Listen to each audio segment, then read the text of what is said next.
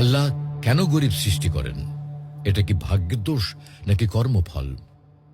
আসসালামু আলাইকুম ওয়া রাহমাতুল্লাহ।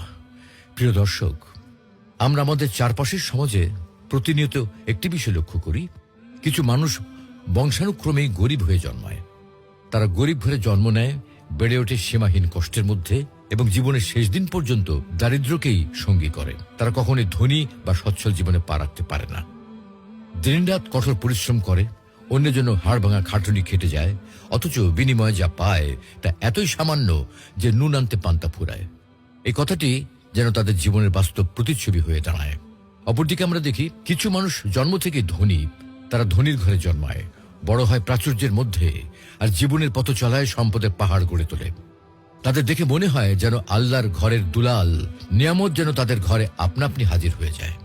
এমন পরিস্থিতিতে আমাদের মনে স্বাভাবিকভাবেই একটি প্রশ্ন জাগে, আল্লাহ কেন এভাবে বৈষম্য সৃষ্টি করলেন? কেন কিছু মানুষ বিনা দোষে গরিব হয়ে জন্মায়?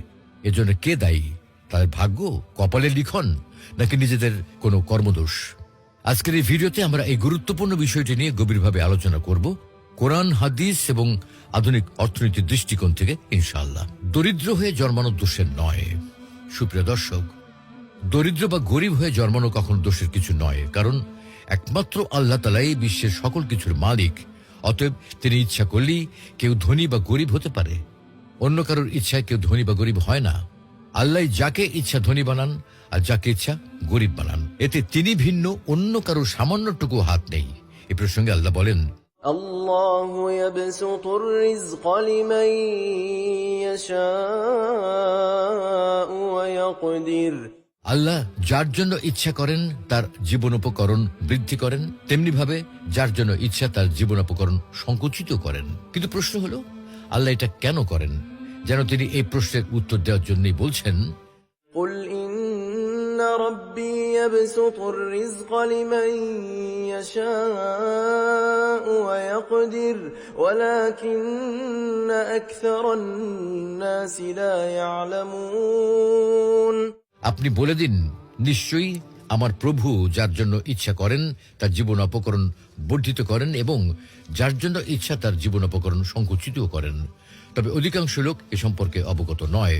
নবী সাল্লাল্লাহু আলাইহি ওয়াসাল্লাম ইরশাদ করেন, আল্লাহ তাআলা নিজ বান্দাদেরকে বলেন, হে আমার বান্দারা, তোমরা সবাই ক্ষুধার্ত, শুধু সেই আহারকারী যাকে আমি আহার দেব।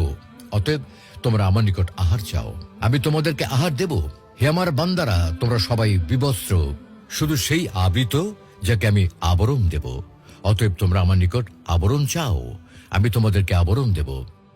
আল্লাহ তার ধনভাণ্ডার থেকে যাকে যতটুকু ইচ্ছা দান করেন, কাউকে কম দান করেন, আবার কাউকে বেশি দান করেন। এতে অন্য কারো হাত নেই।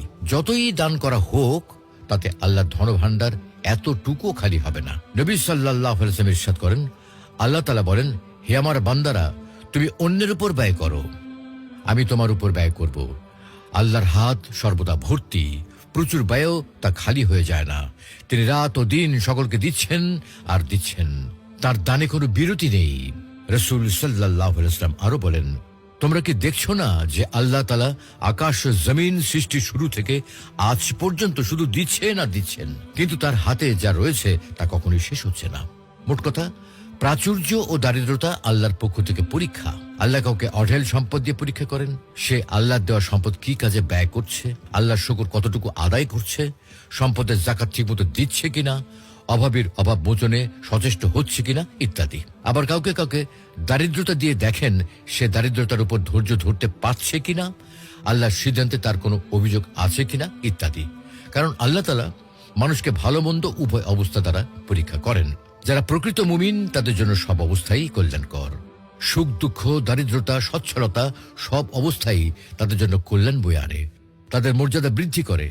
এজন্য প্রিয় নবীজি সাল্লাল্লাহু আলাইহি ওয়াসাল্লাম বলেছেন, মুমিনের অবস্থা বিস্ময়কর, সব কাজই তার জন্য কল্যাণকর।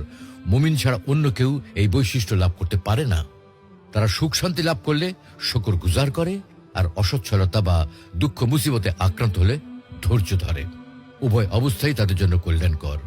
এ কারণে আল্লাহ তাআলা পৃথিবীতে সম্পদের বন্টন এমন ভাবে করেছেন যাতে প্রত্যেক শ্রেণী একে অপরের মাধ্যমে উপকৃত হতে পারে। কারো মেধা আছে কিন্তু সম্পদ নেই, কারো সম্পদ আছে অথচ মেধা কম, আবার কারো সম্পদ